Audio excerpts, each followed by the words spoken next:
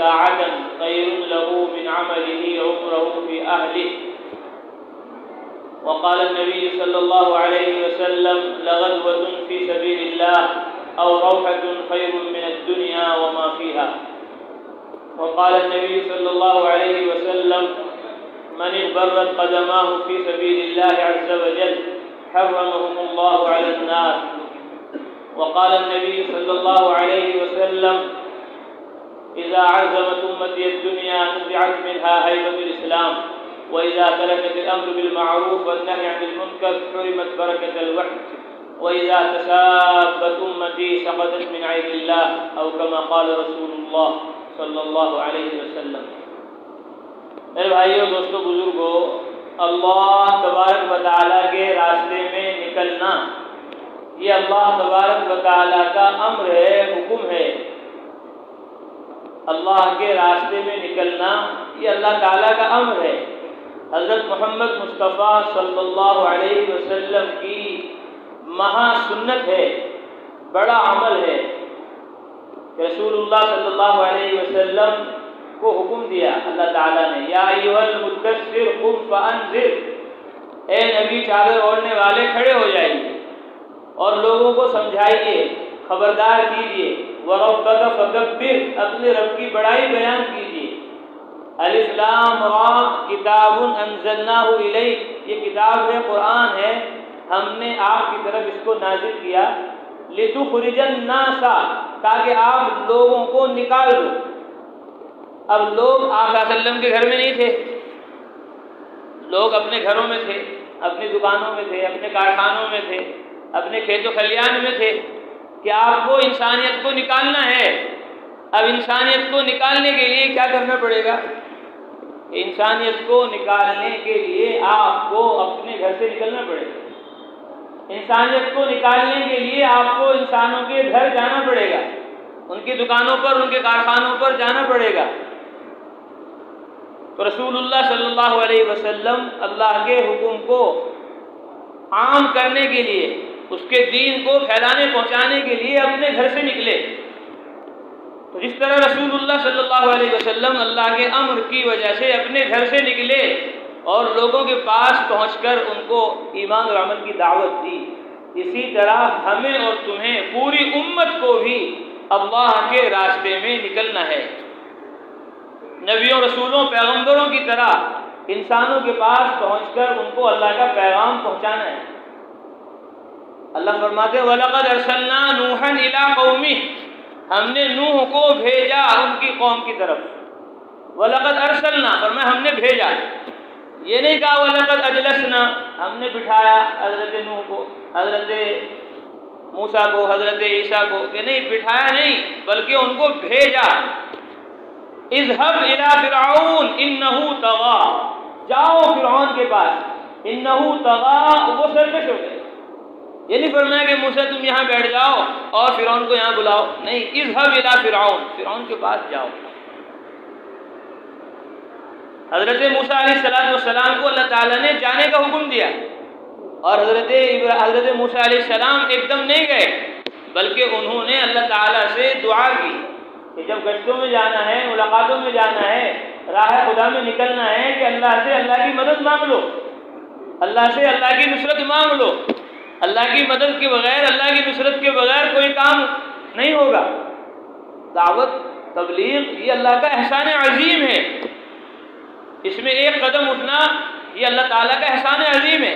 حضرت مولانا الیاس صاحب رحمۃ اللہ علیہ فرماتے تھے کہ جب تک اللہ کے راستے میں ایک قدم اٹھنے کے بعد دوسرے قدم کے اٹھنے کو اللہ کا احسان عظیم نہیں سمجھو گے، فضل عظیم نہیں سمجھو گے، اس وقت تک اس راہ میں تم ترقی نہیں کر سکتے. اللہ کی مدد سے ہوگا کام. اللہ فرماتے ہیں قرآن میں یا ایھا النبی، اپنے نبی سے فرما رہے، ہمارے نبی سے فرما رہے، حضرت محمد صلی اللہ علیہ وسلم سے فرما رہے، یا ایھا النبی انا ارسلناک شاہدا، اے نبی ہم نے آپ کو شاہد بنا کر بھیجا ہے. یہ نہیں فرمایا ہم نے آپ کو بٹھایا ہے، نہیں، ہم نے آپ کو بھیجا ہے، شاہدن، گواہ بنا کر بھیجا ہے کہ آپ گواہ ہو ہمارے خدا ہونے کے، آپ گواہ ہو ہمارے اللہ ہونے کے، آپ گواہ ہو ہمارے پالنہار ہونے کے، آپ گواہ ہو ہماری خدائی کے. انا ارسلناک شاہدا، ہم نے آپ کو گواہ بنایا کہ آپ ہماری توحید کے گواہ ہو، اور ہم نے آپ کو گواہ بنایا کہ آپ اپنی امت کے گواہ بنو گے کل قیامت میں میدان حشر۔ نبیوں کی قوموں کو لایا جائے گا، ان سے کہا جائے گا تمہارے پاس کوئی ڈرانے والا سمجھانے والا نہیں آیا؟ تو یہاں بھی نبیوں کو وہ انکار کرتے رہے، نبیوں کو جھٹلاتے رہے، وہاں میدان حشر میں بھی جھٹلا دیں گے کہ ما جاءنا من بشیر ولا نذیر، ہمارے پاس کوئی خبر سنانے والا نہیں آیا، ہمیں کوئی بشارت دینے والا نہیں آیا۔ نوح علیہ السلام کی قوم کہتے گی، حالانکہ دعوت قومی لیلا و نہارا، نوح علیہ السلام رات دن صبح و شام 950 برس ان کو دعوت دیتے رہے، بشارتیں سناتے رہے، لیکن وہ کہہ رہے ما جاءنا من بشیر ولا نذیر، کوئی نہیں آیا ہمارے پاس۔ تو اللہ تبارک و تعالی کہیں گے کہ نوح تمہاری قوم تو یہ کہہ رہی ہے، کہا حضرت میں نے دعوت دی ان کو کہ کوئی گواہ ہے کہ ہاں امت محمدیہ گواہ ہے، ہمیں اور تمہیں گواہ بنا کر پیش کیا جائے گا۔ وَكَذَلِكَ جَعَلْنَاكُمْ أُمَّةً وَسَطًا، کہ اللہ تبارک بتا رہے ہیں تمہیں درمیانی امت، معتدل امت بنایا ہے کہ تم لوگوں کے لیے گواہ بنو گے۔ تو امت محمدیہ گواہی دے گی کہ ہاں انہوں نے تبلیغ کی ہے، دعوت دی ہے نوح علیہ السلام نے۔ ان کی قوم کہے گی یا اللہ یہ تو ہمارے سے بہت بعد میں آئے، انہوں نے تو دیکھا ہی نہیں، کیسے گواہی دے رہے ہیں یہ؟ گواہی تو دی جاتی ہے آنکھوں سے دیکھ کر، کانوں سے سن کر، نہ تو یہ وہاں تھے، نہ انہوں نے دیکھا نہ سنا، کیسے کہہ رہے؟ فرمائیں گے اللہ تعالیٰ کیا گواہ ہے، کیا دلیل ہے تمہاری؟ کہ ہمیں ہمارے نبی حضرت محمد مصطفیٰ صلی اللہ علیہ وسلم نے سورہ نوح پڑھ کر سنائی ہے، ہمیں ہمارے نبی صلی اللہ علیہ وسلم نے نوح علیہ السلام کی 950 برس کی پوری کارگزاری سنائی ہے، اور ہم گواہ ہیں اس کے۔ تمہارے گواہ کون ہیں؟ کہ پھر حضرت محمد مصطفیٰ صلی اللہ علیہ وسلم ہمارے گواہ بنیں گے کہ ہاں میری امت صحیح کہہ رہی ہے، میں نے نبیوں رسولوں پیغمبروں کی ساری کارگزاریاں ان کو سنائی ہیں۔ انا ارسلناک شاہدا، اے نبی ہم نے آپ کو گواہ بنا کر بھیجا ہے، آپ گواہ ہو ہماری خدائی کے بھی، اور آپ گواہ ہو اپنی امت کے اعمال کے بھی، اور ہم نے آپ کو خوشخبری سنانے والا بنا کر بھیجا کہ آپ خوشخبریاں سناتے ہو کہ ایمان لے آؤ، کلمہ پڑھ لو تو دنیا میں بھی کامیاب ہو جاؤ گے، آخرت میں بھی کامیاب ہو جاؤ گے۔ تمہاری کامیابی ملک و مال میں نہیں ہے، تمہاری کامیابی ایمان میں اور اعمال میں ہے۔ وعد اللہ الذین آمنوا منکم وعملوا الصالحات لیستخلفنہم فی الارض، اللہ کا وعدہ ہے تم میں سے ان لوگوں سے جو ایمان لائے اور نیک عمل کیے، ان کو زمین کی خلافت عطا فرمائے، حکومت عطا فرمائے گا، بادشاہت عطا فرمائے گا، غلبہ عطا فرمائے گا۔ خوشخبری سناتے ہو آپ ایمان والوں کو، عمل والوں کو، اور آپ ڈراتے ہو، خبردار کرتے ہو۔ نبی عبادی انی انا الغفور الرحیم، نبی جی خبر دے دو میں بہت معاف کرنے والا ہوں، بڑے سے بڑے کافر کو، مشرک کو آنے واحد میں تمام گناہوں سے پاک و صاف کر کے اس کو اپنا محبوب بنا لیتا ہوں، معاف کرنے والا ہوں، رحم کرنے والا ہوں۔ وَأَنَّ عَذَابِي هُوَ الْعَذَابُ الْأَلِيمُ، اور میرا عذاب بھی دردناک ہے، میری پکڑ بھی سخت ہے۔ ان بطش ربک لشدید، آپ کے رب کی پکڑ سخت ہے، کہ آپ رب کی پکڑ سے ڈراتے ہو، لوگوں کو خبردار کرتے ہو، ہوشیار کرتے ہو۔ وَدَاعِيًا إِلَى اللَّهِ بِإِذْنِهِ، اور اللہ تعالیٰ نے آپ کو داعی الی اللہ بنایا ہے، آپ اللہ کی طرف دعوت دیتے ہو بِإِذْنِهِ، اس کا ترجمہ یہ ہے بِإِذْنِهِ، اس کی اجازت سے، لفظی ترجمہ یہ ہے، لیکن علماء فرماتے ہیں کہ بِإِذْنِهِ کا مطلب یہاں بِإِذْنِهِ نہیں ہے کہ ہم نے آپ کو داعی بنایا اپنی اجازت سے، فرمایا اجازت تو ہو گئی پہلے ہی، انا ارسلناک، ہم نے آپ کو بھیجا، جب بھیجا تو اجازت ہو گئی، تو اب دوسری مرتبہ اجازت کہنے کا کیا معنی؟ فرمایا یہاں بِإِذْنِهِ سے مراد بِإِذْنِهِ نہیں ہے، اس لیے کہتے ہیں لفظی ترجمہ دیکھ کر، ایک لفظ کا معنی جان کر قرآن کا ترجمہ شروع مت کر دو۔ ایک لفظ کا ترجمہ معلوم ہو گیا، اب سمجھنے لگے کہ ہم عربی داں ہو گئے، اب ہم مفسر ہو گئے، کہ نہیں، ایک لفظ کے کئی کئی معنی آتے ہیں، وہ علماء جانتے ہیں، اس لیے ترجمہ دیکھ کر اپنے آپ کو مفسر نہ سمجھو، اپنے آپ کو علماء سے بے نیاز نہ سمجھو۔ فرمایا علماء نے بِإِذْنِهِ سے مراد بِنُصْرَتِهِ ہے، کہ داعی اللہ ہم نے آپ کو بنا کر بھیجا ہے کہ آپ ہماری مدد سے دعوت دیتے ہو، ہماری نصرت سے دعوت دیتے ہو. جب تک اللہ کی مدد شامل نہ ہو، اس کی نصرت شامل نہ ہو، اس وقت تک کہ کوئی دعوت دے نہیں سکتا، کوئی تبلیغ کر نہیں سکتا، کوئی راہ خدا میں نہیں نکل سکتا. میری طلب بھی انہی کے کرم کا صدقہ ہے. میرے اندر جو طلب آئی اجتماع میں آنے کی، میرے اندر جو طلب آئی راہ خدا میں 5 ماہ نکلنے کی، 4 ماہ نکلنے کی، چلہ نکلنے کی، سہروزہ نکلنے کی، مشورے میں ملاقاتوں میں جانے کی، یہ طلب اللہ کی طرف سے آئی ہے. یہ اس کا کرم ہے، اس کا فضل ہے، اس کا انعام ہے. میری طلب بھی انہی کے کرم کا صدقہ ہے. یہ قدم اٹھتے نہیں، اٹھائے جاتے ہیں. قدم اٹھتے نہیں، اٹھائے جاتے ہیں. طلب اللہ پیدا کرتا ہے، پھر قدم اٹھتے ہیں اللہ تعالیٰ کے اٹھانے سے، اس کی مدد سے، اس کی نصرت سے. وداعیا الی اللہ باذنہ، آپ اللہ کی مدد سے دعوت دینے والے ہو.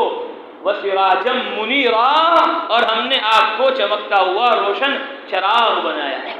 روشن سورج نہیں کہا، روشن چاند نہیں کہا، کہ چاند سے چاند روشن نہیں ہوتا، سورج سے سورج روشن نہیں ہوتا.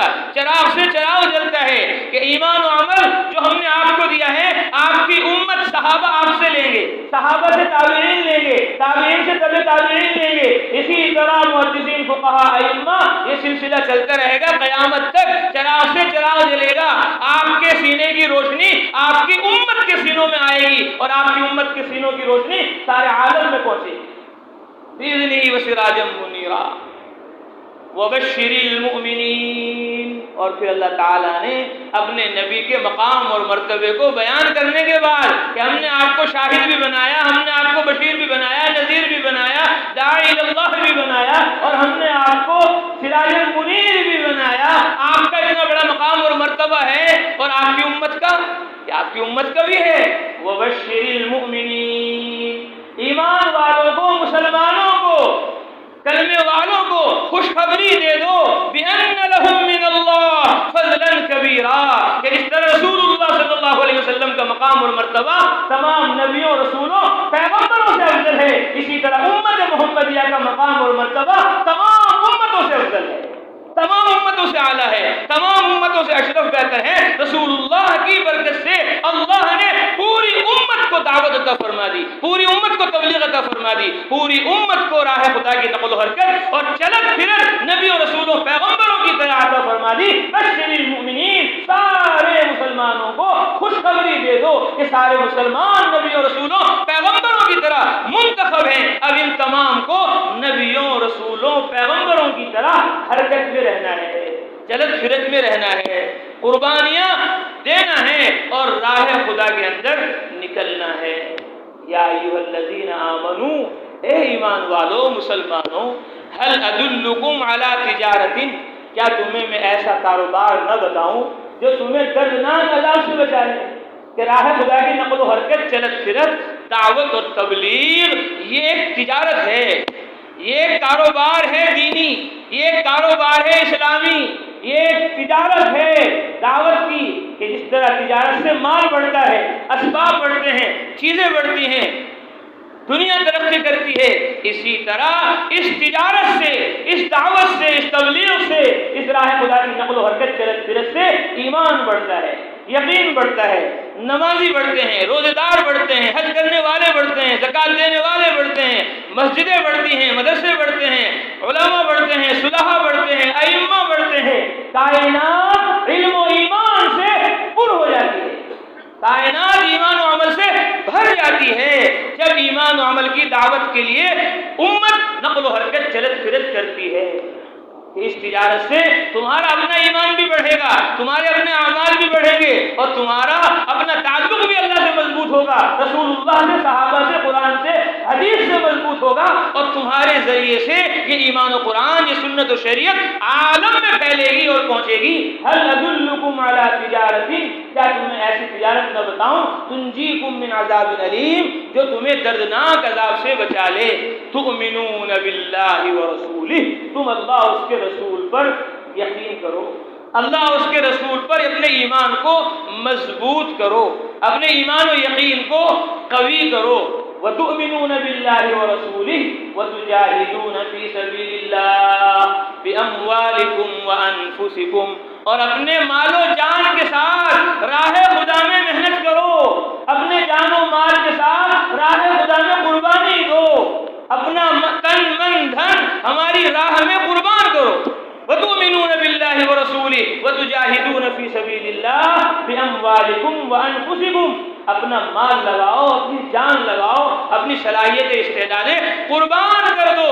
ذَلِكُمْ خَيْرٌ لَكُمْ إِن كُنتُمْ تَعْلَمُونَ، تمہارے لیے یہی بہتر ہے۔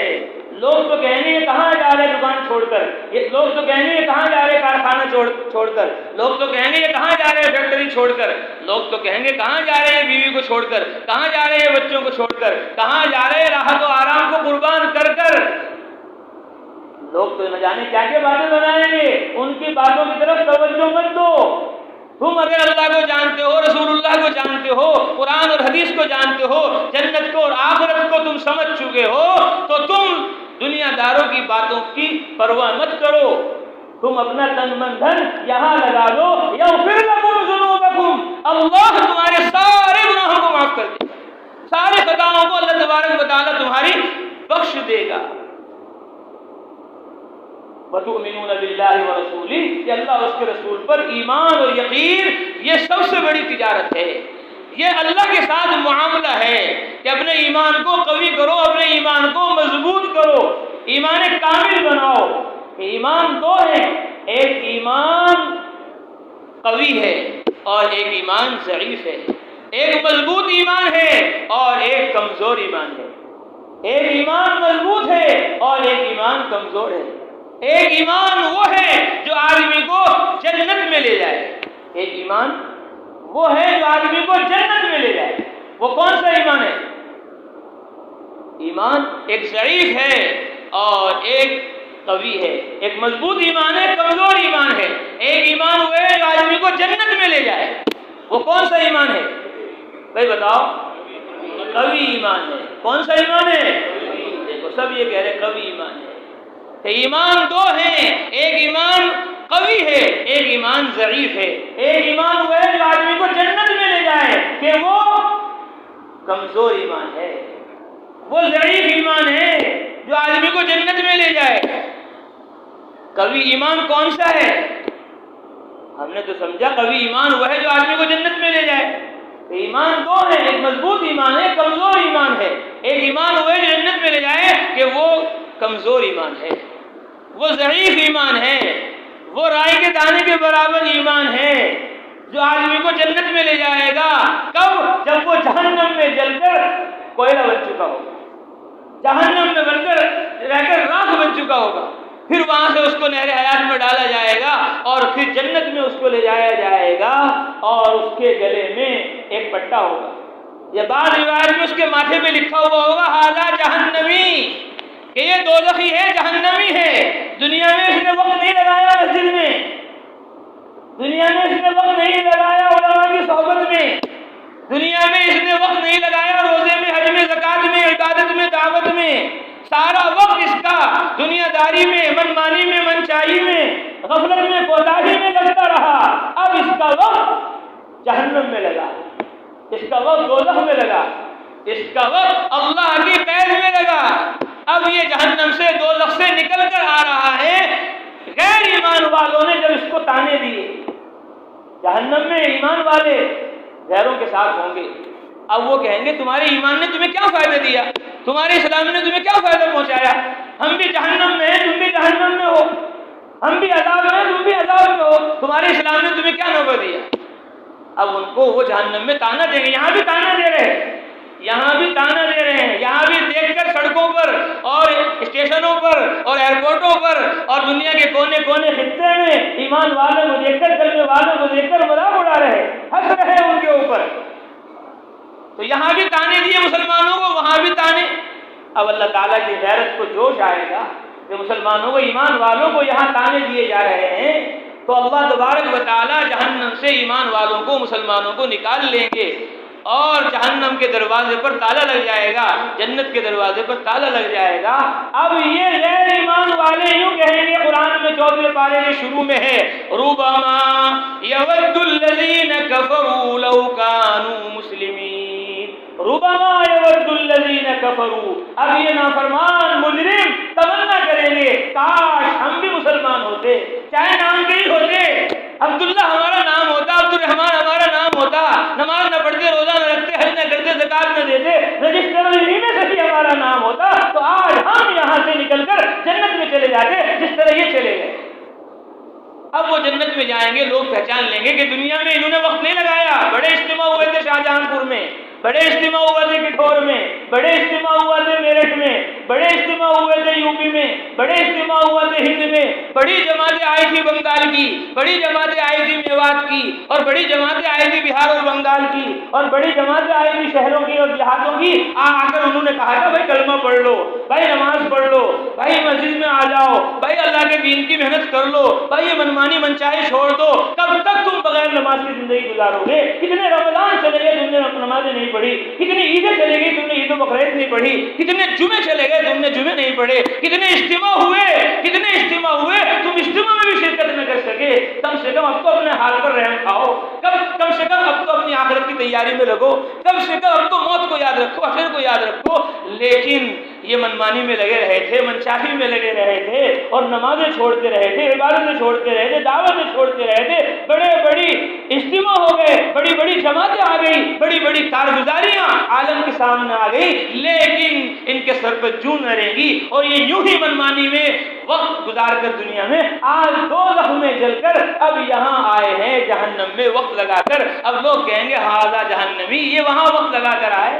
اب اس کو افسوس ہوگا، احساس ہوگا کہ وہاں بھی تانے مل رہے تھے دوزخ میں، اب جنت میں آ کر بھی تانے ہو رہے ہیں اور تکلیف ہوگی۔ وہ کہیں گے یا اللہ آپ نے تو کہا ہے جنت میں تکلیف نہیں ہوگی، راحت ہے، آرام ہے، سکون ہے، اطمینان ہے، مزے ہیں، یہاں تو لوگ ہمیں پہچان رہے ہیں کہ یہ ہیں وہ جنہوں نے دنیا میں منمانی منچائی زندگی گزاری تھی، اللہ کو بھول گئے تھے، نبی کو بھول گئے تھے، قرآن کو بھول گئے تھے، حدیث کو بھول گئے تھے، سنت کو بھول گئے تھے، شریعت کو بھول گئے تھے، عبادت میں دعوت میں کوئی لمحہ انہوں نے صرف نہیں کیا تھا۔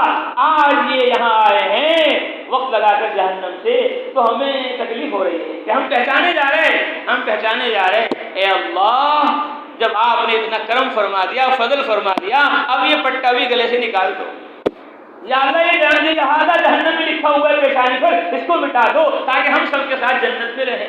وہاں تو اللہ نے فرمایا ہے کہ تمہاری ہر خواہش پوری ہوگی، ہر بات تمہاری وہاں مانی جائے گی، تو اللہ تبارک و تعالیٰ وہ نشان مٹا دیں گے، وہ پٹا ان کا نکال دیں گے کہ یہ کون سے ایمان والے ہیں کہ یہ ضعیف ایمان والے ہیں، یہ جنت میں اب گئے سب سے آخر میں، اور جہنم میں دوزخ میں ان کو مدتوں رہنا پڑا، دوزخ میں عذاب میں ان کو جلنا پڑا کہ یہ کمزور ایمان والے ہیں۔ مضبوط ایمان والے کون ہیں؟ مضبوط ایمان کیا ہے؟ مضبوط ایمان کون سا ہے؟ فرمایا مضبوط اور قوی ایمان وہ ہے جو جہنم کی آگ میں آدمی کو جانے نہ دے، جہنم کی آگ تو آگ، اس کا دھواں بھی لگنے نہ دے، یہ اصل مضبوط قوی ایمان ہے۔ جو جنت میں لے جائے وہ کمزور ایمان ہے، وہ ایمان جو جہنم کا دھواں بھی لگنے نہ دے، دوزخ میں جانے نہ دے، آگ میں جلنے نہ دے، وہ قوی اور مضبوط ایمان ہے۔ یہ تبلیغ اور یہ دعوت، یہ راہ خدا میں 5 ماہ کے لیے 4 ماہ کے چلے گئے اور 3 دن کے لیے نکلنا اس مضبوط ایمان کو حاصل کرنے کے لیے ہے، اس قوی ایمان کو حاصل کرنے کے لیے ہے کہ جو آدمی کو بلا حساب و کتاب جنت میں داخل کر دے، جہنم میں جانے نہ دے، یہ مضبوط ایمان ہے۔ اللہ اکبر۔ اللہ کے نبی حضرت محمد مصطفیٰ صلی اللہ علیہ وسلم نے فرمایا من اغبرت قدماہ فی سبیل اللہ عز وجل، کہ جس کے پاؤں میں راہ خدا کی مٹی لگ گئی، گرد و غبار لگ گیا، جہنم کی آگ حرام ہے اس کے اوپر، جہنم کی آگ حرام ہے اس کے اوپر، جس کے پاؤں پر راہ خدا کی مٹی لگ گئی۔ اور اللہ ہمیں معاف فرمائے، ہمیں راہ خدا کی خبر نہیں، اللہ کے راستے کی خبر نہیں، اللہ کے راستے کی مٹی کی خبر نہیں۔ جن کو خبر تھی ان کو خبر تھی۔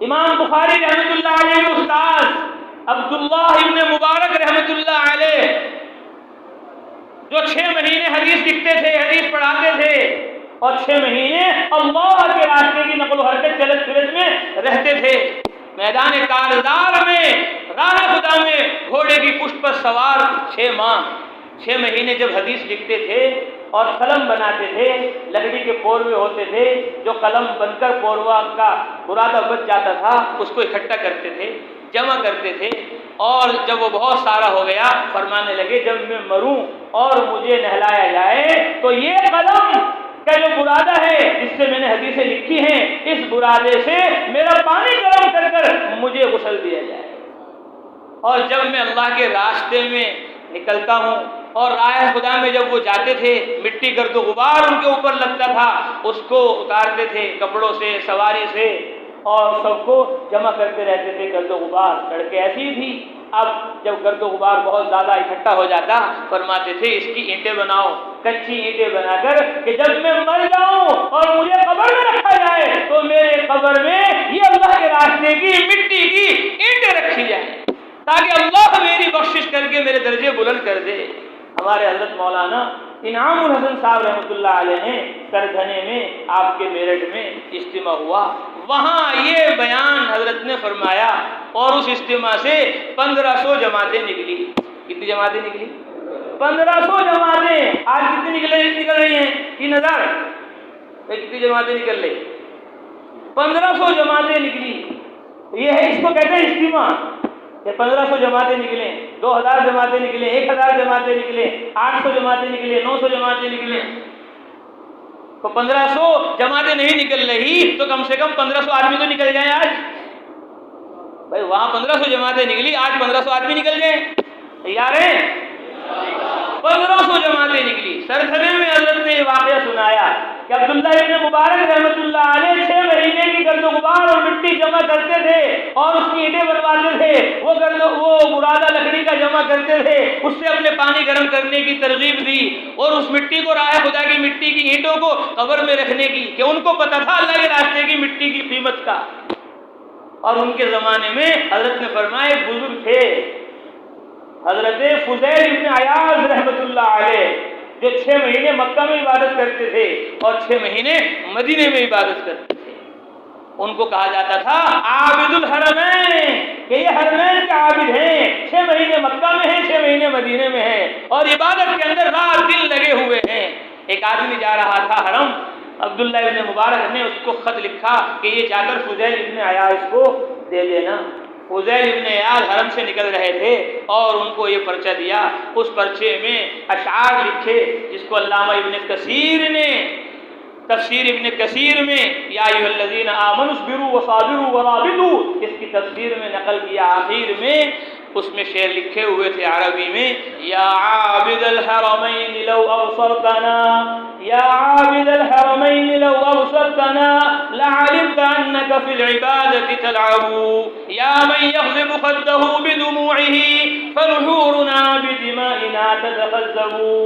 اے وہ شخص جو حرمین میں عبادت کرتا ہے، یا عابد الحرمین، او حرمین میں عبادت کرنے والے، لو ابصرتنا، کاش تو ہمیں دیکھتا کہ ہم کس طرح ایمان و عمل کو پھیلانے پہنچانے کے لیے اپنے تن من دھن کی بازی لگا رہے ہیں، لعلمت انک فی العبادۃ تلعب، تو سمجھ جاتا کہ تو عبادت میں کھیل رہا ہے، تو عبادت میں مزے کر رہا ہے، ہم راہ خدا میں قربانیاں دے رہے ہیں اور تو عبادت کے مزے لوٹ رہا ہے، اور ہم عبادت کو پھیلانے کے لیے سر دھڑ کی بازی لگا رہے ہیں۔ یا من یحذب خدہ بدموعہ، اے وہ آدمی جو اپنے آنسوؤں سے اپنے رخسار کو تر کرتا ہے، فنحورنا بدمائنا تتخذب، ہمارے سینوں کو دیکھ، ہمارے سینے ہمارے خون سے تر ہیں۔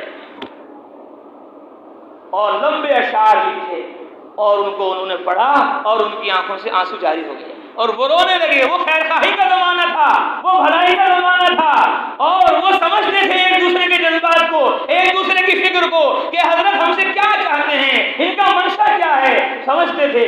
تو انہوں نے یہ نہیں کہا کہ تم حرمین میں عبادت کرنے والے کو کھیل کود کہہ رہے تو تم کافر ہو گئے، زندیق ہو گئے، تم اسلام سے نکل گئے، عبادت کو کھیل بتا رہے ہو۔ نہیں، وہ سمجھ گئے کہ عبداللہ ابن مبارک یہ کہنا چاہتے ہیں حرمین میں عبادت بہت ضروری ہے، مکے میں عبادت بہت ضروری ہے، مدینے میں عبادت بہت ضروری ہے، لیکن ایک بڑا طبقہ جو عبادت سے دور ہے، جو ایمان سے دور ہے، جو اسلام سے دور ہے، جو قرآن سے دور ہے، جو سنت سے دور ہے، جو شریعت سے دور ہے، ان کو ایمان پہنچانا، ان کو قرآن پہنچانا، ان کو سنت پہنچانا، ان کو شریعت پہنچانا، ان کو جہنم کی دہکتی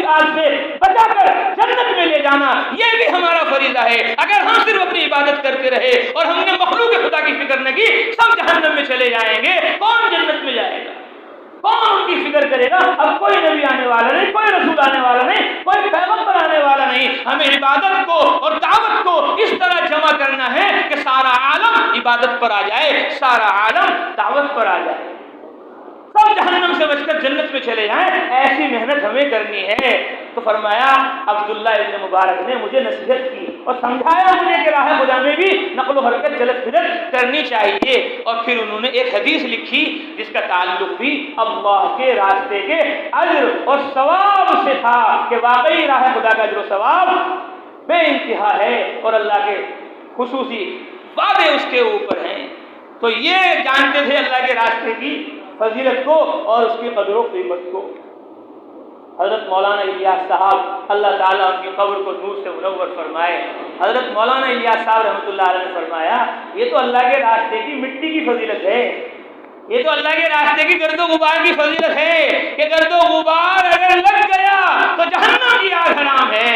جس راستے کی مٹی اتنی قیمتی ہے کہ جہنم کی آگ، دوزخ کی آگ تو آگ دھواں بھی حرام ہو رہا ہے. فرمایا جس کے ناک میں راہ خدا کی گرد و غبار، راہ خدا کی گرد و غبار ہو، اس میں جہنم کا دھواں جمع نہیں ہو سکتا. راہ خدا کی مٹی اور جہنم کا دھواں یہ دونوں جمع نہیں ہو سکتے. یعنی اللہ جہنم سے تو بچائے گا ہی، جہنم کے دھوئیں سے بھی بچائے گا.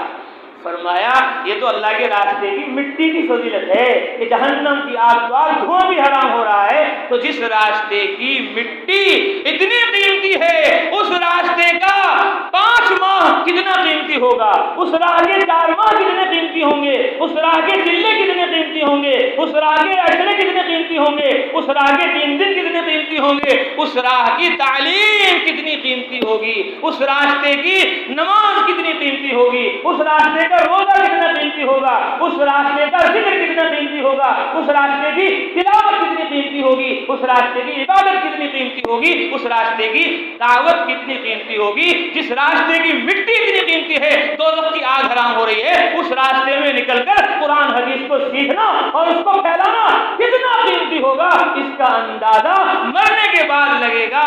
جب آدمی خون کے آنسو روئے گا پتہ چلے گا کہ کتنی نیکیاں اور کتنے اجر اور کتنے مقام اور مرتبے اللہ کے راستے میں محنت کرنے والوں کو اللہ نے دے دیے.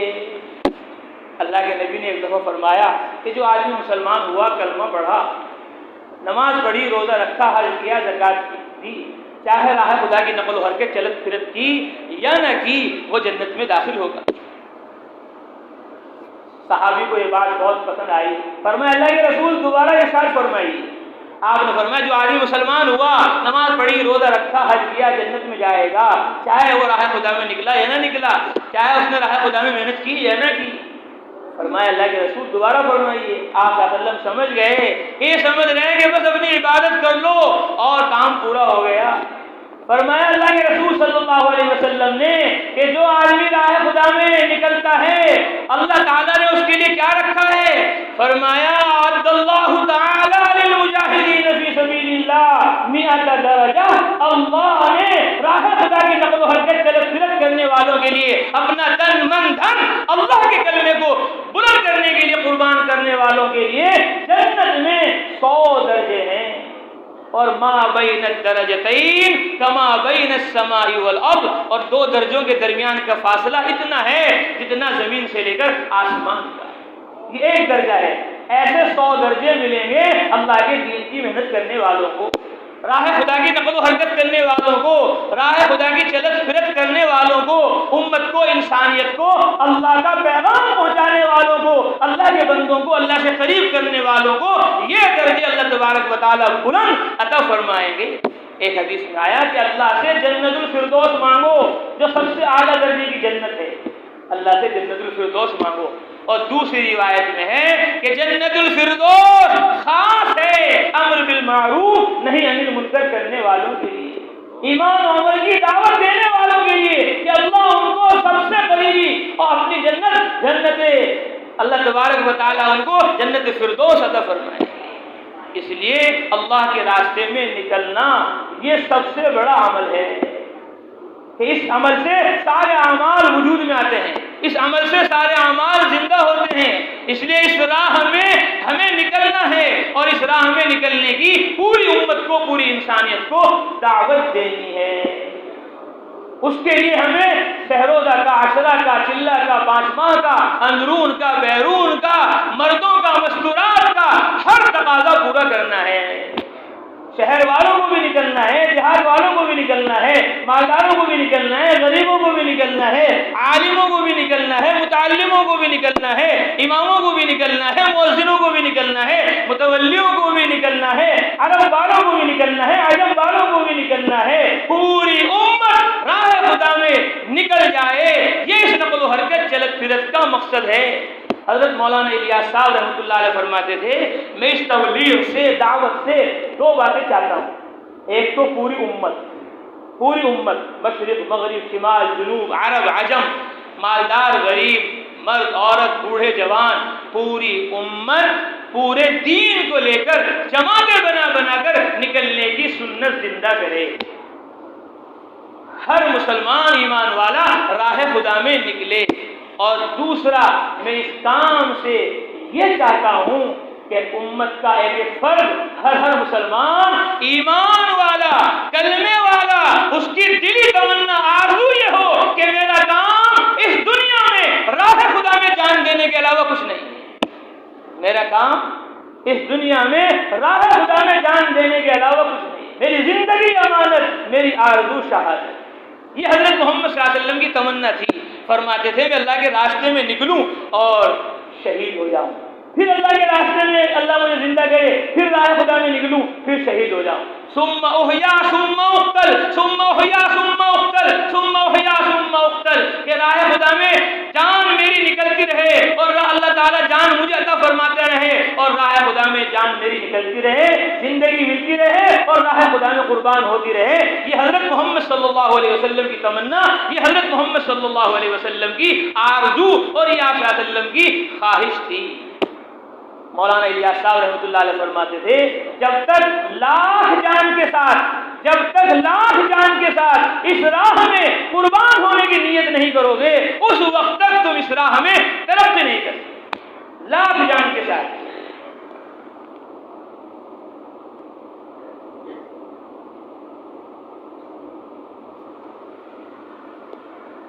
تو اس لیے ہمیں راہ خدا کے اندر نکلنا ہے اور اس جذبے کے ساتھ نکلنا ہے کہ میرا کام راہ خدا میں شہید ہونے کے سوا کچھ نہیں ہے. مولانا الیاس صاحب رحمۃ اللہ علیہ نے فرمایا عبداللہ ابن حذافہ ساہمی کو ڈالا جانے لگا کھولتے ہوئے تیل میں، اور وہ رونے لگے کہ عیسائی بن جاؤ، چھوڑ دیں گے.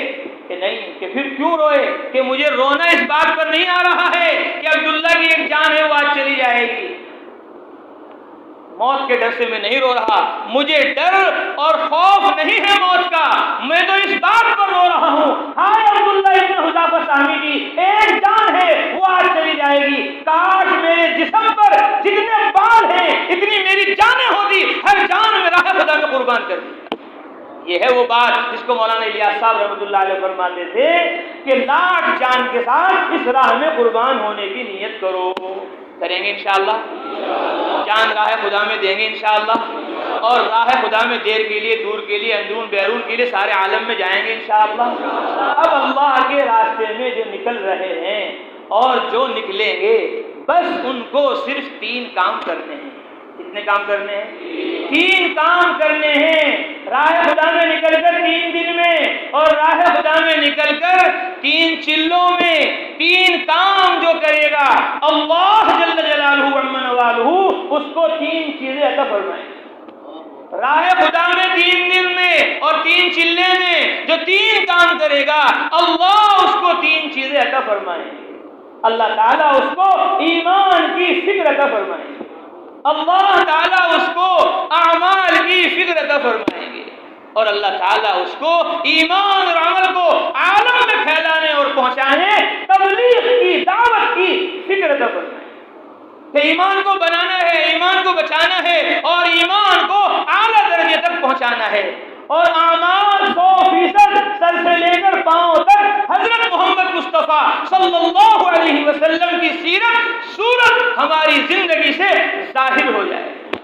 لا الہ الا اللہ دل میں آ جائے اور محمد رسول اللہ جسم سے ظاہر ہو جائے، آمنو زبان و دل پہ آ جائے، اور وعامل الصالحات زندگی کے ہر شعبے سے ظاہر ہو جائے۔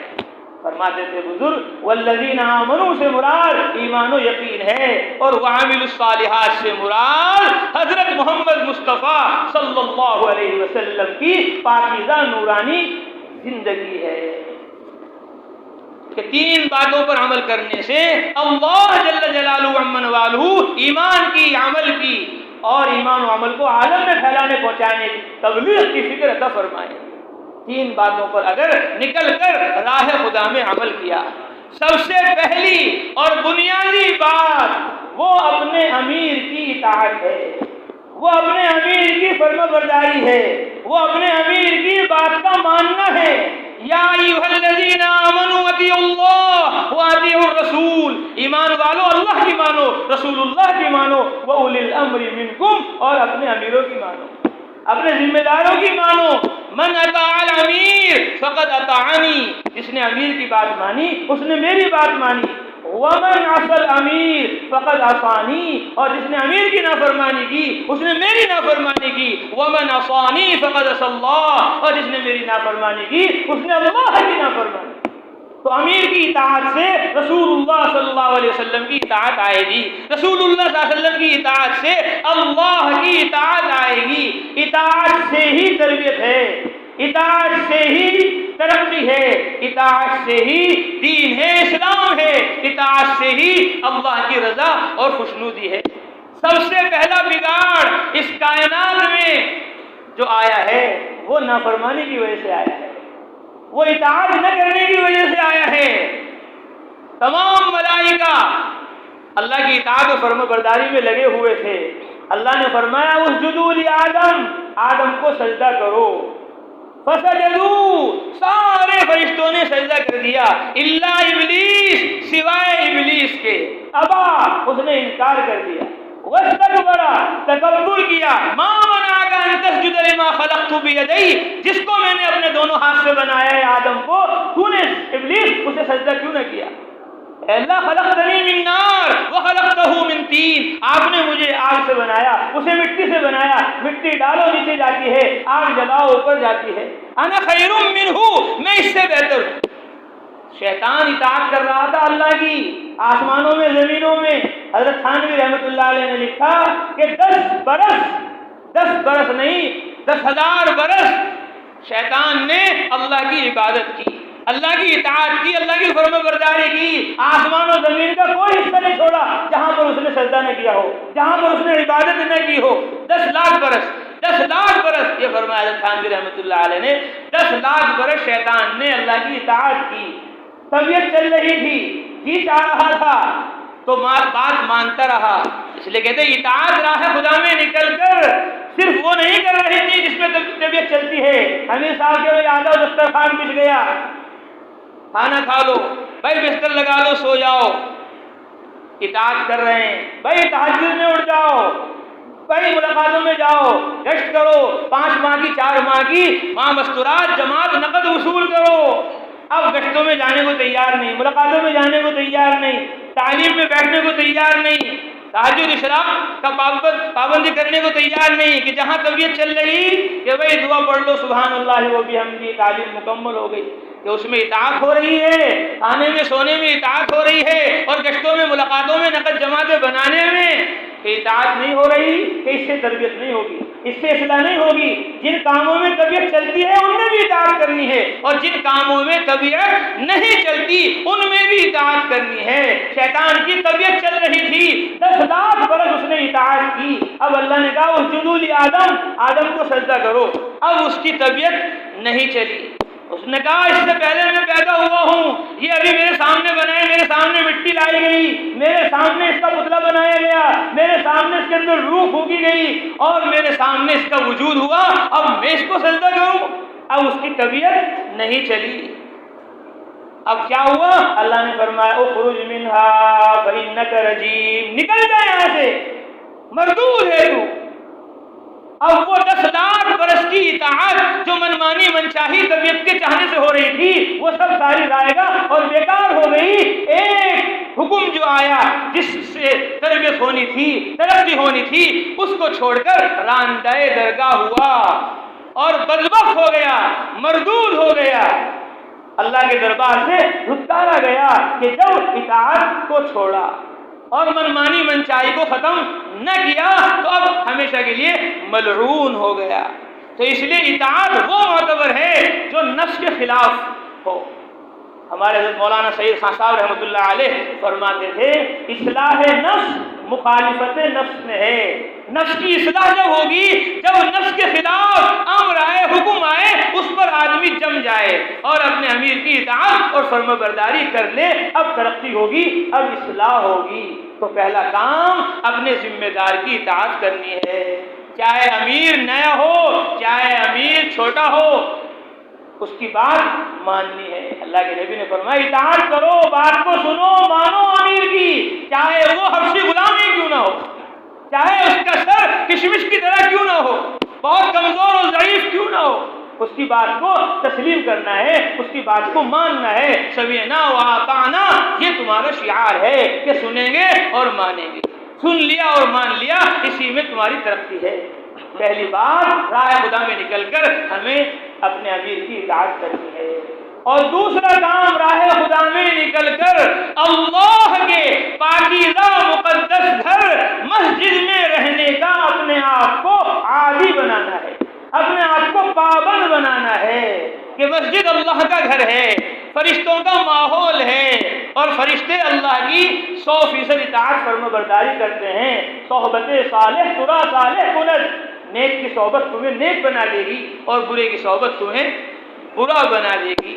مسجد میں رہنا فرشتوں کے پروں کے نیچے رہنا ہے، فرشتوں کی صحبت میں رہنا ہے، ان کی صفات اپنے اندر لانا ہے. لا یعصون اللہ ما امرہم ویفعلون ما یؤمرون، وہ اللہ کی نافرمانی نہیں کرتے، اللہ کی طرف سے انہیں جو حکم ملا ہے اس حکم کو وہ پورا کرتے ہیں. کہ مسجد میں آنے والا وہ اللہ کا مہمان ہے اور اللہ اس کے میزبان ہیں. جو مسجد میں داخل ہو گیا وہ اللہ کا مہمان ہو گیا. قراء المغفرہ، اللہ کی طرف سے اس کی مہمان نوازی، اس کے گناہوں کی بخشش ہے. تو مسجد میں اپنے آپ کو رکھنا. لوگ مسجد میں آئیں گے 5 نمازوں کے لیے، لوگ مسجد میں آئیں گے 5 نمازوں کے لیے، فجر ظہر عصر مغرب عشاء، اور ہم مسجد سے نکلیں گے 5 گشتوں کے لیے. لوگ مسجد میں آئیں گے 5 نمازوں کے لیے اور ہم مسجد سے نکلیں گے 5 گشتوں کے لیے. ہم نکلیں گے مسجد سے خصوصی گشت کے لیے، ہم علماء کی خدمت کے لیے جائیں گے، ان کی زیارت کے لیے جائیں گے، ان سے دعا کی درخواست کرنے جائیں گے، ہم ذمہ داروں سے ملیں گے اور ان کو متوجہ کر کر ان کو اپنے ساتھ لے کر نقل و حرکت چلت پھرت کریں گے. ہم دنیاوی ذمہ داروں سے بھی ملیں گے کہ اللہ نے تمہیں دنیاوی منصب دیا ہے، جس طرح تمہیں اللہ نے دنیا میں ایک مقام اور مرتبہ دیا، دین میں بھی آپ کا ایک مقام اور مرتبہ ہو جائے. اس کے لیے اللہ نے یہ جماعت آپ کے پاس بھیجی ہے کہ دنیا کے اعتبار سے آپ سے لوگ نفع اٹھا رہے ہیں، دینی اعتبار سے بھی آپ سے نفع پہنچے، تو آپ ہمارے ساتھ 2 دن 3 دن یہاں نقل و حرکت چلت پھرت میں رہیں تاکہ ایک ماحول دینی اسلامی قائم ہو جائے. خصوصی ملاقات کے لیے ہم خصوصی گشت کے لیے ہم نکلیں گے اور تعلیمی گشت کے لیے ہم نکلیں گے. مسجد میں قرآن شریف سیکھنے سکھانے کا حلقہ لگا ہوا ہوگا، مسجد میں منتخب احادیث پڑھی جا رہی ہوگی، مسجد میں فضائل اعمال فضائل صدقات پڑھی جا رہی ہوگی، مسجد میں 6 صفات کا مذاکرہ ہوگا. اللہ کے راستے میں نکل کر صبح کو منتخب احادیث کی تعلیم ہوگی اور شام کو فضائل اعمال فضائل صدقات کی تعلیم ہوگی. اور تعلیم کے تینوں حصوں میں ہم تعلیمی گشت کے لیے مسجد سے باہر نکلیں گے تاکہ بستی کا ہر فرد مسجد میں آ کر وہ قرآن کے سیکھنے سکھانے میں مشغول ہو جائے، وہ سب سے بہتر افضل اور اعلیٰ بن جائے. اور ہم کتابی تعلیم کے دوران بھی تعلیمی گشت کریں گے تاکہ وہ اللہ کی اس کے رسول کی باتوں کو سن کر اس کا دل نرم ہو جائے، اس کا دل قرآن و حدیث سے منور ہو جائے. اور پھر ہم ان کو 6 صفات کے مذاکروں میں بھی تعلیمی گشت کر کے محلے والوں کو بستی والوں کو تعلیم میں شریک کریں گے تاکہ ان کے اندر بھی دعوت کا جذبہ پیدا ہو، ان کے اندر بھی ایمان آئے، نماز آئے، علم آئے، ذکر آئے. اکرام آئے، اخلاص آئے، دعوت آئے، ان کا ذہن سیکھنے سکھانے کا بھی بنے، ان کا ذہن تعلیم کا بھی بنے، ان کا ذہن دعوت کا بھی بنے، تو تینوں حصوں میں تعلیم کے ہمیں تعلیمی گشت کر مسجد والوں کو، محلے والوں کو، بستی والوں کو اپنے عمل میں شریک کرنا ہے، تاکہ ان کا بھی راہ خدا میں 3 دن کے لیے، 3 چلے کے لیے، 5 ماہ کے لیے، اندرون بیرون کے لیے نکلنا آسان ہو جائے۔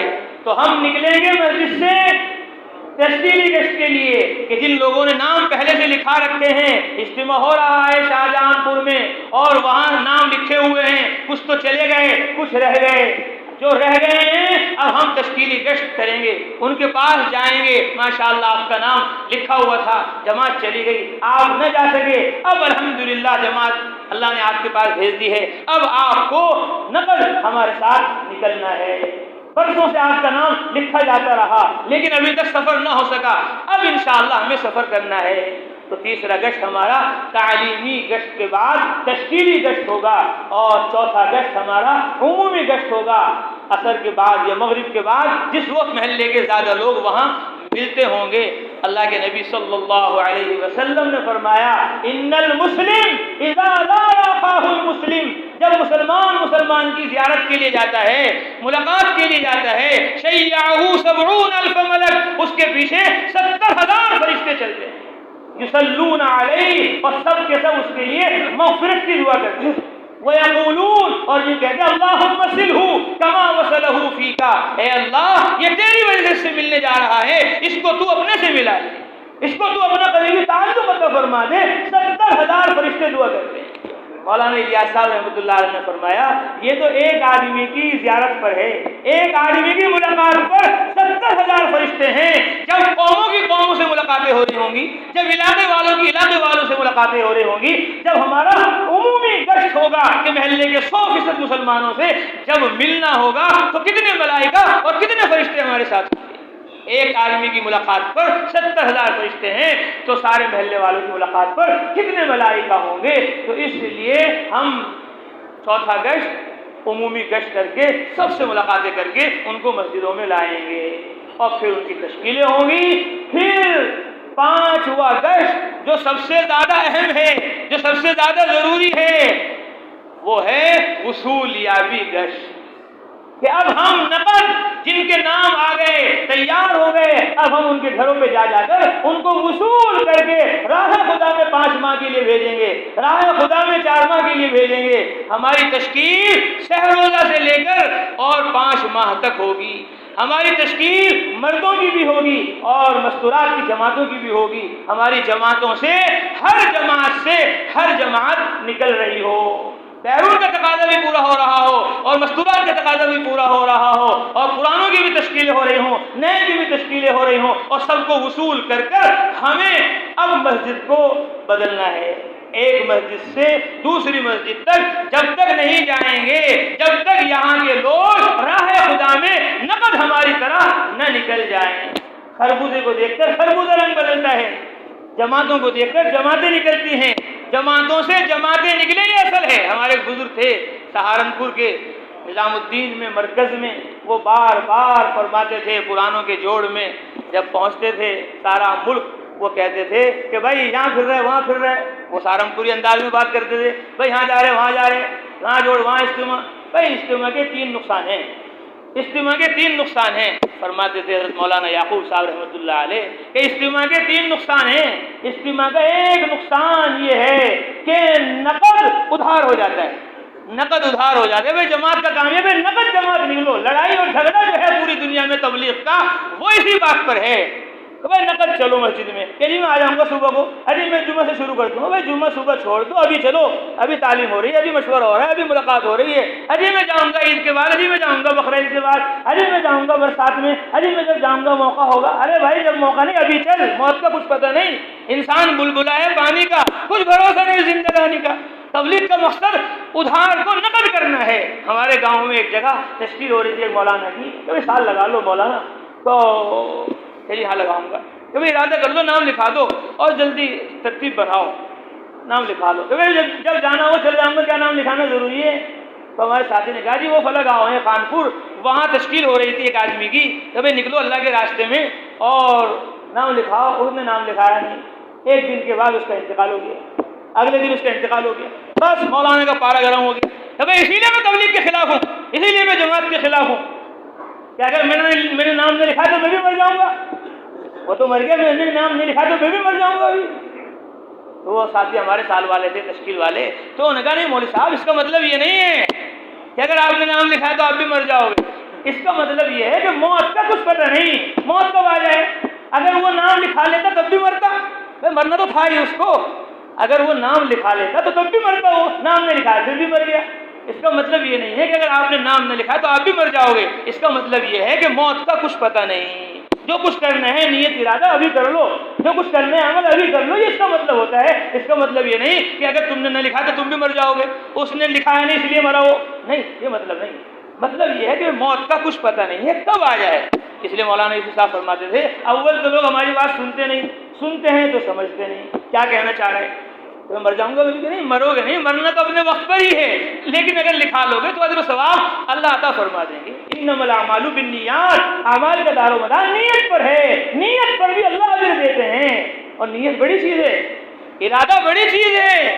اللہ نے سارے انسانوں کی روحوں کو جمع کیا عالم ارواح میں، نبیوں کی بھی روحیں جمع ہوئی، انسانوں کی روحوں سے امت کی روحوں سے الگ بات چیت ہوئی، اور نبیوں کی روحوں سے الگ اللہ نے خطاب فرمایا، اور فرمایا آدم، عیسیٰ، سارے نبیوں، رسولوں، پیغمبروں، اگر تمہارے زمانے میں ہمارے نبی حضرت محمد مصطفیٰ صلی اللہ علیہ وسلم تشریف لے آئے لَتُؤْمِنُنَّ بِهِ، تم ضرور بھی ضرور ان پر ایمان لانا، وَلَتَنْصُرُنَّهُ، اور ضرور بھی ضرور ان کی مدد کرنا۔ آدم اگر محمد آ جائیں تمہارے زمانے میں تو تم مسلمان ہو جانا، ان کا کلمہ پڑھ لینا، اور صرف کلمہ پڑھنا نہیں، لَتَنْصُرُنَّهُ، ان کے کلمے کو، ان کی دین کو، ان کے سنت و شریعت کو پھیلانے پہنچانے کے لیے اپنا تن من دھن سب قربان کر دیں۔ کیسا عظیم دین ہے ہمارا، کیسا عظیم نبی ہے ہمارا، کیسا عظیم قرآن اور اسلام ہے ہمارا، جس اسلام کی مدد کے لیے اللہ نبیوں، رسولوں، پیغمبروں کی تشکیل کر رہے ہیں، اور پیغمبر رسول یہ کہہ رہے ہیں اقررنا، اللہ جی ہم اقرار کرتے ہیں اگر محمد صلی اللہ علیہ وسلم ہمارے زمانے میں آئیں گے، ہم ان کا کلمہ پڑھ کر ان کے کلمے کو پھیلانے پہنچانے کے لیے اپنا تن من دھن سب قربان کر دیں گے۔ ہائے نبی، رسول، پیغمبر تو نبی کے دین پر، محمد صلی اللہ علیہ وسلم کی سنت پر قربان ہونے کے لیے تیار ہوں، اور ہم اور تم مسلمان ہو کر گشت نہ کریں، ملاقاتیں نہ کریں، اللہ کے دین کی نصرت نہ کریں، تو ہم کیسے مسلمان ہیں، ہم کیسے ایمان والے ہیں؟ حالانکہ اللہ کو پتہ تھا کہ جب محمد صلی اللہ علیہ وسلم ہوں گے تو آدم نہیں ہوں گے، جب محمد صلی اللہ علیہ وسلم ہوں گے تو عیسیٰ نہیں ہوں گے، جب محمد صلی اللہ علیہ وسلم ہوں گے یعقوب و یونس نہیں ہوں گے، سلیمان و داؤد نہیں ہوں گے، ابراہیم و اسحاق نہیں ہوں گے، یوسف نہیں ہوں گے، کوئی نبی نہیں ہوگا جب حضرت محمد صلی اللہ علیہ وسلم نبی ہوں گے دنیا میں۔ لیکن اللہ تعالیٰ پھر بھی ان سے کہلوا رہے کہ اگر نبی تمہارے زمانے میں ہو تو ان پر ایمان لا کے ان کا ساتھ دینا۔ جب اللہ کو پتہ تھا کہ ان کے ہوتے ہوئے کوئی نبی ہوگا نہیں، پھر اللہ نے کیوں کہلوایا ان سے، کیوں ان سے نصرت کرنے کو کہا، کیوں ان سے ایمان لانے کو کہا، جب اللہ کو پتہ تھا ہوں گے نہیں محمد صلی اللہ علیہ وسلم کے زمانے میں کوئی بھی نبی۔ اللہ جزائے خیر دے علماء کو، مفسرین کو، وہ فرماتے ہیں کہ اللہ کو سب معلوم ہے کہ محمد صلی اللہ علیہ وسلم کے ہوتے ہوئے کوئی نبی نہیں ہوگا، پھر بھی سارے نبیوں کو دعوت دی کہ محمد صلی اللہ علیہ وسلم پر ایمان لا کر ان کے ایمان کو پھیلانے کے لیے اپنا سب کچھ قربان کر دینا، اس لیے تاکہ نبیوں کو، رسولوں کو، پیغمبروں کو حضرت محمد مصطفیٰ صلی اللہ علیہ وسلم پر ایمان لانے کا اور ان کے قرآن کو، دین کو عالم میں پھیلانے پہنچانے کا ثواب مل جائے۔ اللہ نے نبیوں، رسولوں کو اجر دلانے کے لیے ان سے نیت کروائی، ان سے ارادہ کروایا، ان سے عزم کروایا۔ ایسے ہی ہم بھی عزم کریں کہ ہم دنیا کے کونے کونے میں جائیں گے، دنیا کے خطے خطے میں جائیں گے، اندرون میں جائیں گے، بیرون میں جائیں گے، خود بھی نکلیں گے اور پوری امت و انسانیت کو نکالیں گے راہ خدا کے اندر۔ یہ ہمارا مقصد حیات ہے، یہ ہمارا مقصد زندگی ہے۔ اس کام کے لیے اللہ تعالیٰ نے ہمیں نبیوں، رسولوں، پیغمبروں کی طرح مبعوث کیا ہے، اس لیے ہمیں اس کام کو لے کر سارے عالم میں پھرنا ہے، اور خاص طور پر ہمیں اس زمانے میں وہ کام کرنا ہے جو حضرت محمد صلی اللہ علیہ وسلم نے کیا۔ یہ تیسرا مہینہ ہے، کون سا مہینہ ہے؟ کون سا مہینہ؟ تیسرا مہینہ ہے۔ پہلا مہینہ محرم کا ہے، دوسرا مہینہ صفر کا ہے، اور تیسرا مہینہ ربیع الاول کا ہے۔ اس تیسرے مہینے میں، ربیع الاول کے مہینے میں، اللہ نے حضرت محمد مصطفیٰ صلی اللہ علیہ وسلم کو پیدا کیا۔ رسول اللہ صلی اللہ علیہ وسلم کو پیر کے دن اللہ نے ربیع الاول کے مہینے میں پیدا کیا، اور پیر کے دن ہی آپ صلی اللہ علیہ وسلم کو نبی بنایا، اور پیر کے دن ہی آپ صلی اللہ علیہ وسلم کو اللہ نے معراج پر سارے نبیوں، رسولوں، پیغمبروں کا امام بنایا، اور پیر کے دن ہی ربیع الاول کے مہینے میں ہی حضرت محمد صلی اللہ علیہ وسلم مکہ المکرمہ سے ہجرت فرما کر مدینہ منورہ پیر کے دن اس ربیع الاول تیسرے مہینے میں پہنچے۔ کون سے مہینے میں؟ تیسرے مہینے میں آپ ہجرت فرما کر مکہ المکرمہ سے پیر کے دن ربیع الاول کے مہینے میں مدینہ پہنچے۔ تو تیسرا مہینہ ہے، اور 3 فریضے رسول اللہ صلی اللہ علیہ وسلم کے ذمے ہیں۔ ایک قرآن کی تبلیغ، ایک قرآن کی تعلیم، ایک قرآن کی تعمیل۔ اور ہمارے حضرت مولانا سید خان صاحب رحمۃ اللہ علیہ اس کو اس طرح فرماتے تھے کہ 3 فریضے امام الانبیاء حضرت محمد مصطفیٰ صلی اللہ علیہ وسلم کے زمانے میں مہاجرین انصار مکے مدینے والے پوری امت مرد و عورت ان تینوں فریضوں کو زندہ کیے ہوئے تھے۔ اگر ان تینوں فریضوں کو ہم زندہ کریں گے تو ہم بھی ان کی طرح کامیاب اور کامران ہو جائیں گے۔ ان کی جو مدد نصرتیں ہوئی ہیں وہ ہماری مدد اور نصرتیں بھی ہوں گی اگر ہم ان 3 فرائض کو زندہ کر دیں۔ پہلا فریضہ ایمان و عمل کو سیکھنا، اور دوسرا فریضہ ایمان و عمل کو اپنی زندگی میں عملی طور پر لانا، اور تیسرا فریضہ ایمان و عمل کو سارے عالم میں زندہ کرنے کے لیے اپنا تن من دھن قربان کرنا۔ ان تینوں فریضوں کو اس تیسرے مہینے میں ہمیں تمہیں حضرت محمد صلی اللہ علیہ وسلم اور صحابہ کی طرح زندہ کرنا ہے۔ اس تیسرے مہینے میں ہی ہجرت ہوئی، اس تیسرے مہینے میں ہی نصرت ہوئی۔ انصار، صحابہ رضوان اللہ تعالی علیہ مجمعین، امام الانبیاء حضرت محمد مصطفیٰ صلی اللہ علیہ وسلم کے استقبال کے لیے پہنچ جاتے تھے مدینہ سے باہر کہ آپ صلی اللہ علیہ وسلم آ رہے ہیں، آپ صلی اللہ علیہ وسلم آ رہے ہیں۔ لیکن گرمی بہت ہوتی تھی، دھوپ بہت زیادہ ستاتی تھی۔ جب بہت دیر ہو جاتی تھی کہ اللہ کے نبی نہیں آئے تو حضرت محمد صلی اللہ علیہ وسلم کا انتظار کرتے کرتے صحابہ دوپہر میں واپس لوٹ جاتے۔ اسی طرح روزانہ کئی دن گزر گئے، ایک دن دوپہر تک انتظار کر کے واپس لوٹ گئے۔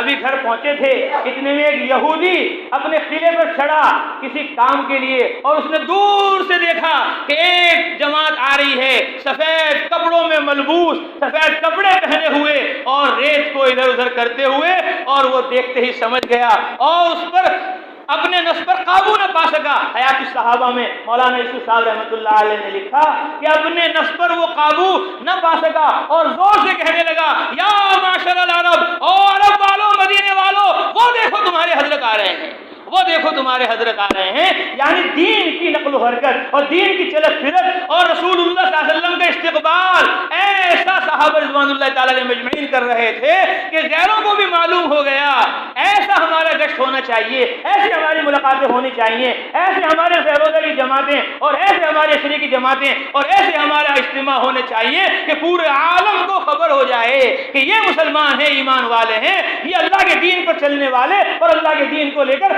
عالم میں پھرنے والے ہیں۔ اجتماع ہوا میوات میں، مولانا الیاس صاحب بیمار تھے، تشریف نہیں لے گئے، مولانا یوسف صاحب کو بھیجا، ان کے ساتھ حضرت مولانا ظفر صاحب عثمانی رحمۃ اللہ علیہ، حضرت تھانوی رحمۃ اللہ علیہ کے بھانجے، ان کو بھی بھیجا۔ وہ آئے واپس اجتماع سے، حضرت نے کارگزاری لی، کہا یوسف مولانا ظفر صاحب کو جماعتوں کے نکلنے کا منظر بھی دکھلایا؟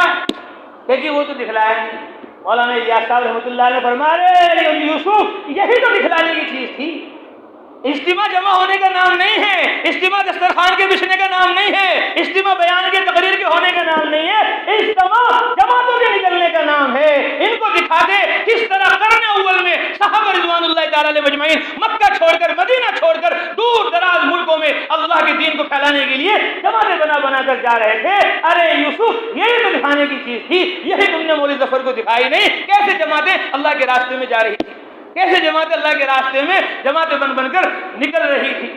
تو اس لیے اللہ کے رسول صلی اللہ علیہ وسلم آ گئے، فرمایا حضرت انس رضی اللہ تعالیٰ عنہ نے جب رسول اللہ آئے سارے مرد خوش تھے، ساری عورتیں خوش تھی اور سارے بچے خوش تھے اور ایک شور تھا، جا محمد جا محمد جا محمد، حضرت محمد صلی اللہ علیہ وسلم آ گئے، حضرت محمد صلی اللہ علیہ وسلم آ گئے۔ میں چھوٹا سا بچہ تھا، مجھے کچھ نظر نہیں آ رہا تھا اور میں لوگوں کے پاؤں میں ادھر سے ادھر پھر رہا تھا، بس ایک آواز آ رہی تھی جا محمد جا محمد، یہاں تک کہ عورتیں لڑکیاں چھتوں پر چڑھ گئی اور آپ صلی اللہ علیہ وسلم کو دیکھ رہی اور پوچھ رہی کون سے محمد صلی اللہ علیہ وسلم ہے، کون سے محمد صلی اللہ علیہ وسلم ہے۔ پورا شہر مدینہ آپ صلی اللہ علیہ وسلم کے استقبال کے لیے نکل آیا، جیسے رسول اللہ صلی اللہ علیہ وسلم کے استقبال کے لیے مدینہ منورہ میں ربیع الاول کے مہینے میں تیسرے مہینے میں پورا مدینہ خالی ہو گیا آپ صلی اللہ علیہ وسلم کے استقبال کے لیے، آپ کی مقدس جماعت کے لیے۔ جس طرح وہ 1400 برس پہلے نکل کر کھڑے ہو گئے تھے، ایسے ہی پوری بستی پورا علاقہ کھڑا ہو جائے باہر کہ بھائی 5 مہینے کی جماعت ہماری مسجد میں آ رہی ہے، 4 مہینے کی جماعت ہماری مسجد میں آ رہی ہے۔ اب رسول اللہ تو نہیں آ رہے، اب رسول اللہ کے صحابہ تو نہیں آ رہے، اب رسول اللہ صلی اللہ علیہ وسلم سے محبت کرنے والے، اللہ کے دین پر چلنے والے، اللہ کے دین کو عالم میں پھیلانے پہنچانے والے مہاجرین کی نقل کرتے ہوئے یہ جماعت گاؤں کی، شہر کی، مردوں کی، مستورات کی ہماری بستی میں آ رہی ہے، چلو پوری بستی نکل کر ان کی نصرت کرے، پوری بستی نکل کر ان کا ساتھ دے۔ پوری بستی کو معلوم ہو جانا چاہیے کہ یہ جماعت 4 مہینے کی آ گئی، یہ شلے کی آ گئی، یہ جماعت سہروزہ کی آ گئی۔ آج اللہ معاف فرمائے پورے محلے کو، علاقے کو کیا پتہ چلتا، مسجد کے امام صاحب کو نہیں پتہ چل پاتا، مؤذن صاحب کو نہیں پتہ چل پاتا یہ جماعت کہاں کی ہے، کتنے دن کی ہے، اب یہاں سے یہ جماعت کہاں جائے گی۔ 3 دن جماعت کام کر کے چلی گئی، ایک آدمی ملنے آیا کہ جی جماعت تھی یہاں، جہاں تھی، کہاں کی جماعت پتہ نہیں، کہاں گئی پتہ نہیں، امام صاحب کو بھی خبر نہیں، مؤذن صاحب کو بھی خبر نہیں، اور یہ امام صاحب کی مؤذن صاحب کی غلطی نہیں، یہ ہماری غلطی ہے۔ ہم امام صاحب سے نہ ملے، ہم مؤذن صاحب سے نہ ملے کہ جی یہ ہماری 4 مہینے کی جماعت ہے، یہ ہماری چلے کی جماعت ہے، اجی ہم ایمان و قرآن سیکھنے کے لیے آئے ہیں، اجی آپ ہمیں سورہ فاتحہ سکھلا دو، اجی آپ ہمیں دعائے قنوت سکھلا دو، اجی آپ ہمیں استخارے کی دعا سکھلا دو، اجی آپ ہمیں یہ مسئلہ بتا دو۔ ہم مؤذن صاحب سے ملتے، امام صاحب سے ملتے، متولی سے ملتے، جی مسجد کے نمازیوں سے ملتے، مسجد کے نمازیوں کو بھی پتہ نہیں چلا کہ جماعت کہاں کی تھی اور کہاں چلی گئی۔ ایسا اختلاط ہونا چاہیے کہ محلے کے ہر فرد کو پتہ چل جائے کہ بھئی یہ جماعت ہے اور اتنے دن کے لیے آئی ہے اور یہ جماعت ہم سے مطالبہ کر رہی ہے کہ ہم بھی راہ خدا کے اندر جائیں۔ اس کا معنی ہے نصرت، اور جماعتیں نکلیں اس کا معنی ہے ہجرت۔ ہجرت کی اور نصرت کی یہ شاندار عمدہ عالی نقل ہے کہ نکلنے والے وہ مہاجرین کے مشابہ ہیں اور مقام پر رہنے والے کہ وہ انصار کے مشابہ ہیں۔ ہجرت اور نصرت اس تیسرے مہینے میں قائم ہوئی ہے ربیع الاول کے، اس لیے ہمیں اور تمہیں اس تیسرے مہینے میں ہجرت کو اور نصرت کو زندہ کرنا ہے۔ میں نے رات عرض کیا حضرت محمد صلی اللہ علیہ وسلم 9 برس میں 27 دفعہ اللہ کے راستے میں نکلے۔ سن 1 ہجری میں 1 دفعہ نکلے، 2 ہجری میں 6 دفعہ نکلے، اور 3 ہجری میں 6 دفعہ نکلے، 4 ہجری میں 3 دفعہ نکلے، 5 ہجری میں 3 دفعہ نکلے، 6 ہجری میں 3 دفعہ نکلے، 7 ہجری میں 1 دفعہ نکلے، 8 ہجری میں 3 دفعہ نکلے اور 9 ہجری میں 1 دفعہ نکلے۔ 9 برس میں 27 سفر کیے۔ رمضان المبارک کے مہینے میں حضرت محمد صلی اللہ علیہ وسلم 2 مرتبہ راہ خدا میں نکلے۔ شوال جو رمضان سے اگلا مہینہ ہے 5 دفعہ راہ خدا میں نکلے۔ ذوالقعدہ جو شوال سے اگلا مہینہ ہے 4 دفعہ اس میں نکلے، اور یہ تیسرا مہینہ ربیع الاول کا چل رہا ہے۔ اس مہینے میں حضرت محمد صلی اللہ علیہ وسلم پیدا ہوئے، اس مہینے میں محمد صلی اللہ علیہ وسلم اس دنیا سے پردہ فرما گئے۔ اس ربیع الاول کے مہینے میں حضرت محمد مصطفیٰ صلی اللہ علیہ وسلم راہ خدا میں 7 دفعہ نکلے۔ 7 دفعہ آپ صلی اللہ علیہ وسلم کا اس مبارک مہینے میں راہ خدا میں سفر ہوا ہے۔ رمضان میں اتنے سفر نہ ہوئے، شوال میں اتنے نہ ہوئے، ذوالحجہ ذوالقعدہ میں اتنا نہ ہوئے، رجب شعبان میں اتنا نہ ہوئے جتنا ربیع الاول کے مہینے میں ہوئے۔ اس تیسرے مہینے میں آپ کے 7 سفر ہوئے، ہمیں تمہیں بتانے کے لیے کہ تمہارے نبی رسول پیغمبر جو دنیا میں آئے ہیں ربیع الاول میں، اور جو دنیا سے گئے ہیں ربیع الاول کے مہینے میں، وہ اللہ کے کلمے کو بلند کرنے کے لیے آئے تھے۔ اللہ کے کلمے کی بلندی کو اب تمہارے حوالے کر کر وہ اس دنیا سے ربیع الاول کے مہینے میں چلے گئے۔ جس طرح رسول اللہ نے سب سے زیادہ سفر 7 دفعہ اس مہینے میں کیے ہیں، اسی طرح تمہیں بھی راہ خدا میں ہجرت کو اور نصرت کو زندہ کرنا ہے، اور ملکوں میں عالم میں جماعتیں بنا بنا کر انشاءاللہ جانا ہے۔ جائیں گے انشاءاللہ؟ کون کون جائے گا؟ سارے عالم میں جائیں گے۔ آج سے ابھی سے نقد سب تیار ہے انشاءاللہ۔ اور یہ ماحول جو 4 مہینے میں بنتا ہے، یہ ماحول جو 5 مہینے میں بنتا ہے، یہ ماحول جو چلے میں سہرولا میں بنتا ہے، یہ ماحول ہمارے گھر میں بن جائے، اس کے لیے ہمیں کہا جا رہا ہے کہ اپنے گھر کو حضرت محمد مصطفیٰ صلی اللہ علیہ وسلم کے گھر کے نمونے پر لاؤ۔ 5 اعمال مسجد میں کرو اور 5 اعمال گھر میں کرو۔ 5 اعمال میں یہ